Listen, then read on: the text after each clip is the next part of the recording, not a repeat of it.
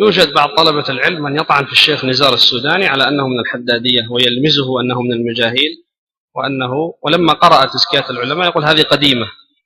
أنا سألت الشيخ ربيع عنه قريبا وأنا أعرفه والتقيت به، وهو من المشايخ السلفيين ونفع الله به، وليس حداديا كما يزعمون، بل على السنة ومع مشايخ أهل السنة. نحن صرنا ما نتقبل الرد. إذا رد طالب علم على شيخ أو شيخ على شيخ أو طالب علم على طالب علم ما يقبل، رد على حدادي، خطأ يا أخي.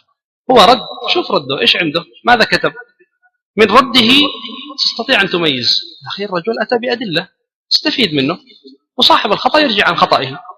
أما مجرد ما يرد طالب علم قال حدادية، لا، غير صحيح. لا نرتضي طريقة الحدادية التي جرأت السفهاء والأغمار على العلماء، ولا نرتضي طريقة المميعة، كل ما رد لا، طلبة العلم ليس لهم علاقة بالجرح والتعديل، غير صحيح، خطأ. طالب علم متمكن يبرز الأدلة يجب علينا أن نأخذ بأدلته. كيف الرجل أتى بأدلة، كيف رد الحق؟ طالب علم شهد له العلماء، درس على علماء، استفاد منهم، فلا إفراط ولا تفريط يا إخوتاه. نحتاج حقيقة إلى دراسة في مسائل المنهج، والقراءة وقراءة في كتب الردود، تحصل لنا ردة فعل. جاءت فتنة أبي الحسن تمييع، حصلت ردة فعل عند الشباب، ظهر لنا غلو.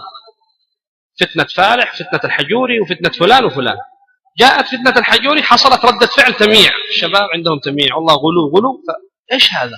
كل ما تأتي فتنة نجد ردة فعل من الشباب، فتصحيح. هذا التصحيح نحتاجه الآن. ماذا نصنع؟